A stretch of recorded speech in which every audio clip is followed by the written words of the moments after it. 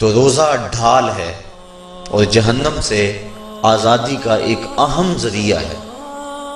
روزہ اللہ اور بندے کے مابین ایک راز ہے۔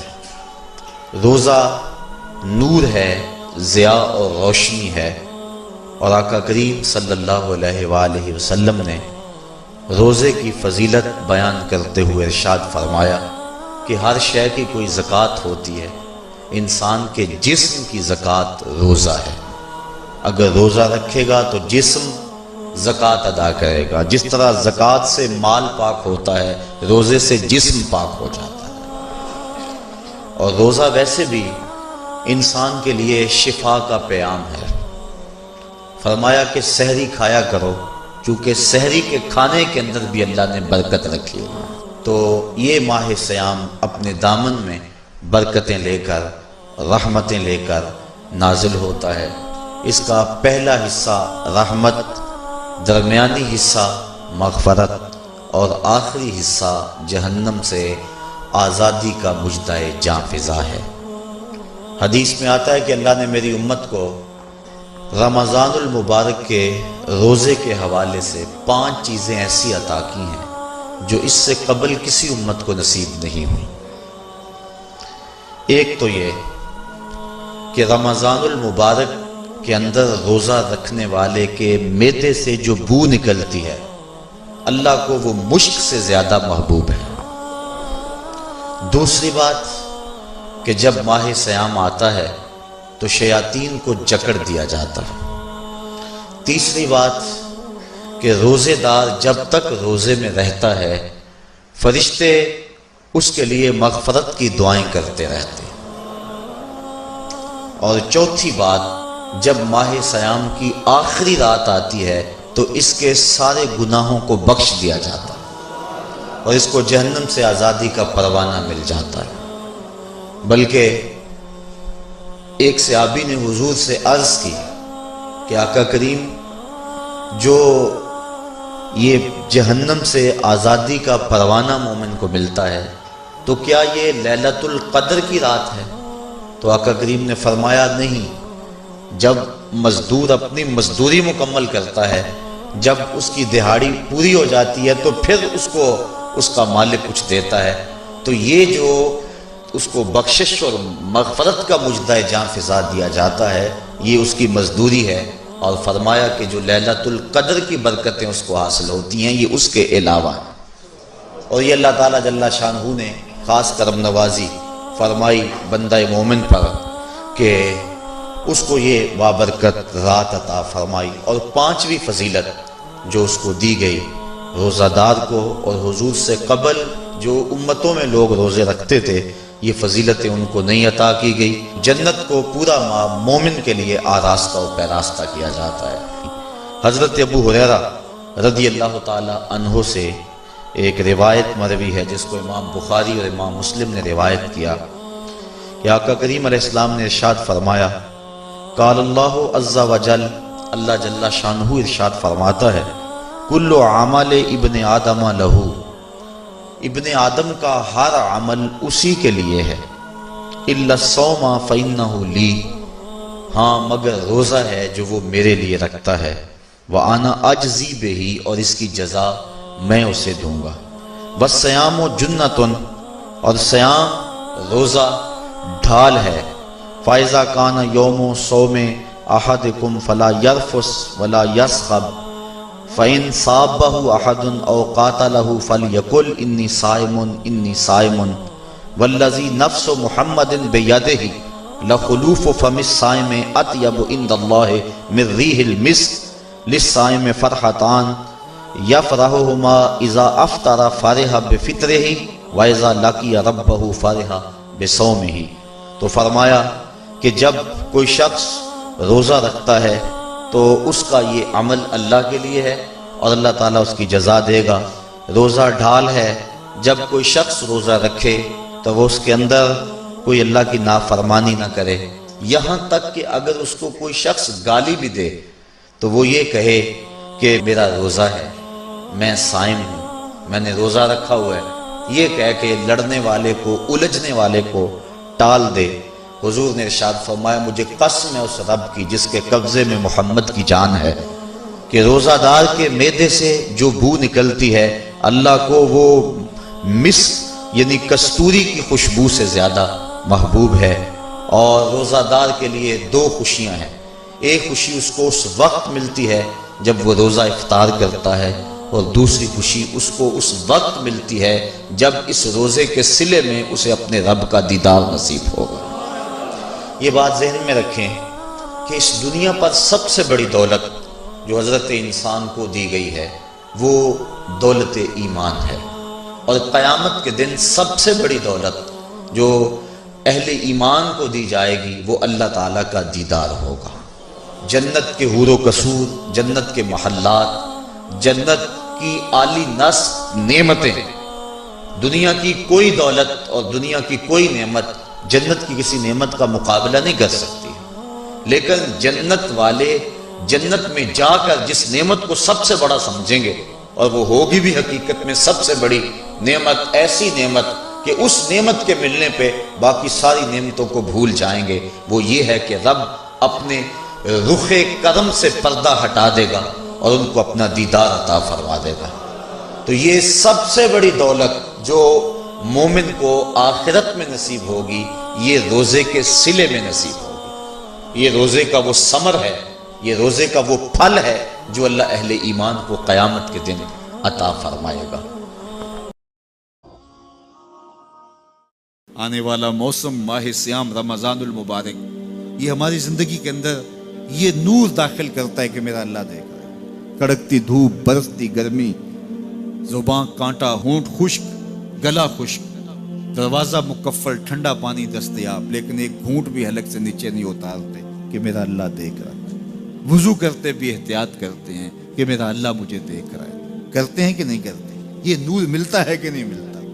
اس کو پھر جذب کر لینا چاہیے تاکہ یہ زندگی میں چھا جائے، کیونکہ جو رمضان میں دیکھتا ہے وہ غیر رمضان میں بھی دیکھتا ہے۔ اور پھر پانی نہیں پیتے کہ اللہ دیکھ رہا ہے، کھانا نہیں کھاتے اللہ دیکھ رہا ہے، لیکن جب آنکھ بھٹکتی ہے تو اس وقت اللہ نہیں دیکھتا، جب خیال بہکتا ہے تو اس وقت اللہ نہیں دیکھتا، رشوت میز کے اوپر سے لے رہے ہوں یا نیچے سے لے رہے ہوں تب نہیں اللہ دیکھ رہا ہوتا، اللہ صرف کھانے اور پینے کو دیکھ رہا ہوتا ہے۔ یہ جو ایک نور آیا ہے اس کو جذب کر لے، پوری زندگی میں پھیلا لے۔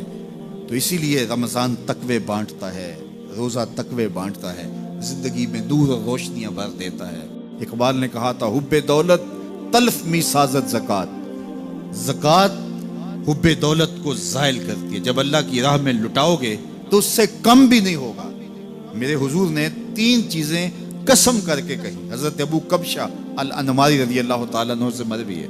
میرے حضور نے ارشاد فرمایا اگر کوئی شخص کسی کو معاف کر دیتا ہے تو اس کی عزت کم نہیں ہوگی، میں محمد اللہ کی قسم اٹھاتا ہوں۔ دوسری بات میرے حضور نے فرمائی کہ جو شخص مانگنے لگ جاتا ہے، سوال کا دروازہ کھول لیتا ہے، اللہ اس کے لیے محتاجی کا دروازہ کھول دیتا ہے، اس کی کبھی کمی پوری نہیں ہوتی۔ اور تیسری بات میرے حضور نے قسم کر کے کہی ما نقص مال عبد من صدقہ، کہا میں اللہ کی قسم اٹھا کے کہتا ہوں کہ صدقے سے مال کم نہیں ہوتا، صدقے سے مال گھٹتا نہیں ہے۔ تو ایک تو مال بھی نہیں گھٹے گا، یہ ضمانت کس کی ہے؟ میری نہیں ہے، یہ رسول اللہ کی ضمانت ہے۔ ایک تو مال بھی کم نہیں ہوگا، اور دوسرا یہ ہے کہ حب دولت ختم ہوگی۔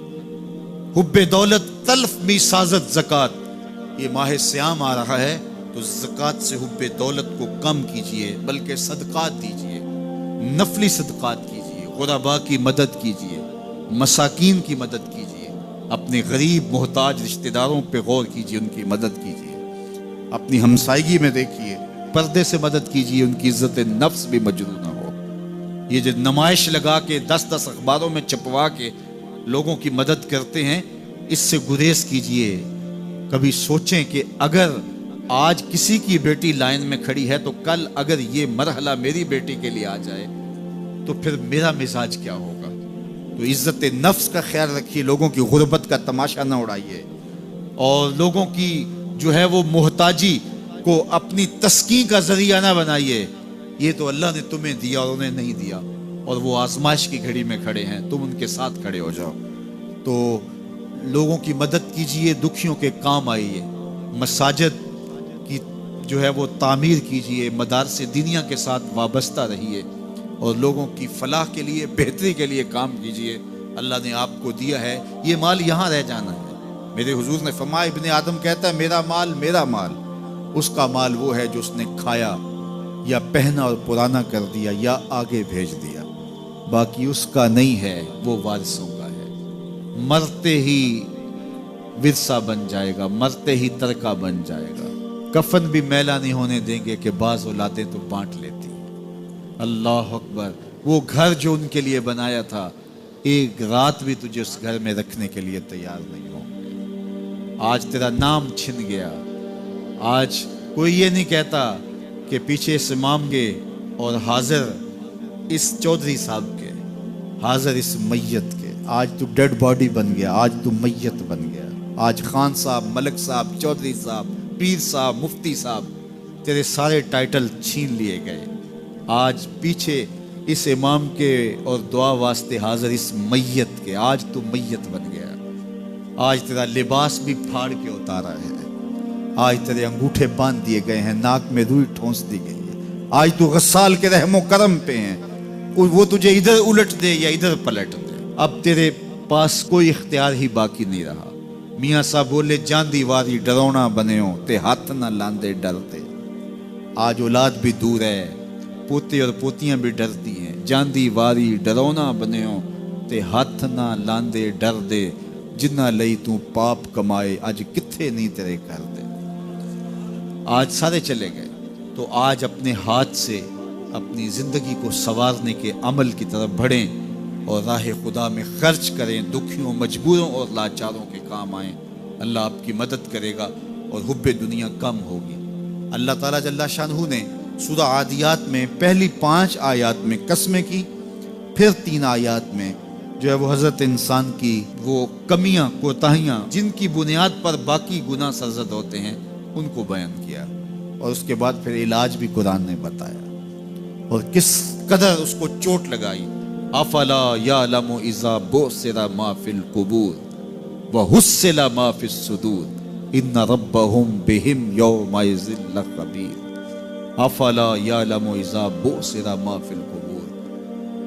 اے اکڑ کے چلنے والے، اے ناشکر انسان، اے دولت کے پجاری، وہ وقت یاد کر جب تو قبر سے اٹھایا جائے گا۔ اس وقت کفن بھی چھین لیا جائے گا۔ اب سب کو چھین لیا گیا، دولت، بینک بیلنس، تیری جائیدادیں، پلازے، گاڑیاں، گھر، کوٹھیاں، بنگلے، سب کچھ یہیں رہ گیا، صرف ایک چادر کفن کے لے کے جا رہا ہے۔ لیکن جب قبر سے اٹھایا جائے گا، یہ کفن کی چادر بھی رہ جائے گی، برہنہ اٹھایا جائے گا۔ اللہ اکبر، نہ پاؤں میں جوتے، نہ سر پہ پگڑی، نہ بدن پہ کپڑا، برہنہ اٹھایا جائے گا۔ سیدہ عائشہ رضی اللہ تعالیٰ عنہ نے سنا تو کانپنے لگی، عرض کی حضور قبر سے برہنہ اٹھائے جائیں گے تو ایک دوسرے سے حیا نہیں آئے گی؟ فرمایا عائشہ معاملہ اس سے بھی آگے ہے، کسی کو ہوش ہوگی تو حیا آئے گی، ہوش اڑے ہوئے ہوں گے، خوف قیامت طاری ہوگا، قبروں سے یوں لوگ اٹھائے جائیں گے۔ افلا یعلم اذا بعثر ما فی القبور۔ اب بوسرا کا جو مفہوم ہے، جو ترجمہ اور معنی ہے، وہ تو رہے، بوسرا کا جو صوتی آہنگ ہے، جب بولتے ہوئے ایک جھٹکا لگتا ہے تو قبروں سے اٹھتے ہوئے لوگوں کی کیفیت معلوم کرنے کے لیے بوسرا کا صوتی آہنگ ہی کافی ہے۔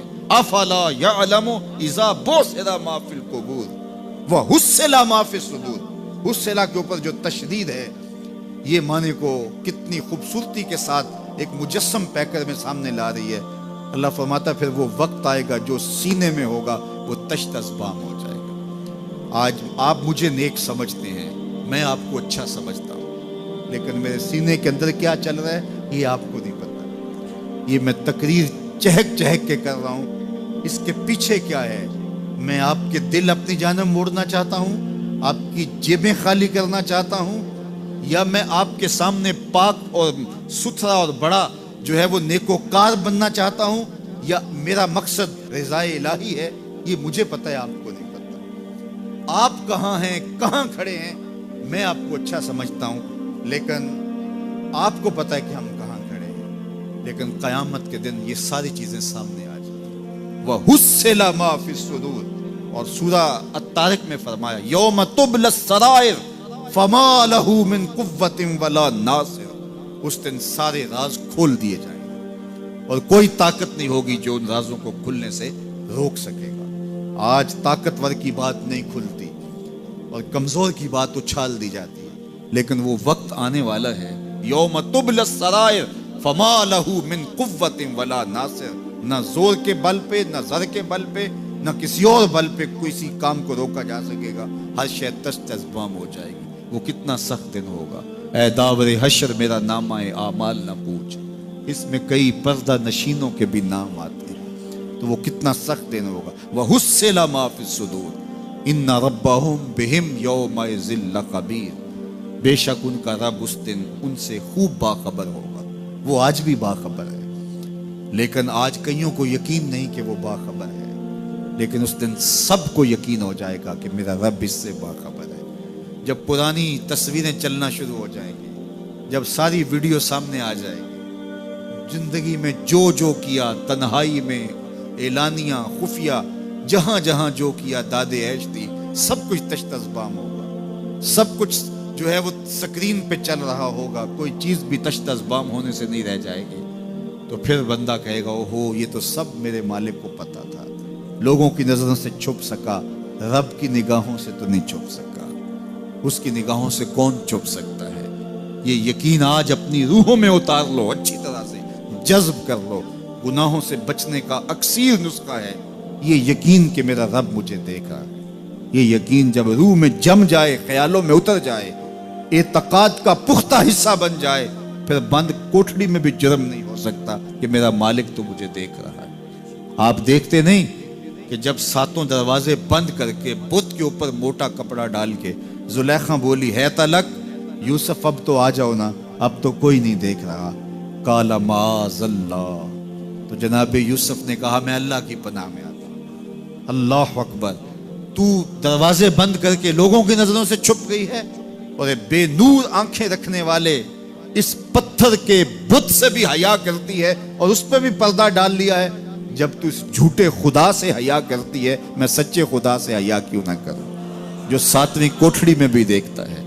اتنی روشنیاں برسی کہ گناہ کا تصور بھی محال ہو، تو یہ یقین کہ میرا اللہ مجھے دیکھ رہا ہے، یہ انسان کی زندگی میں نظم پیدا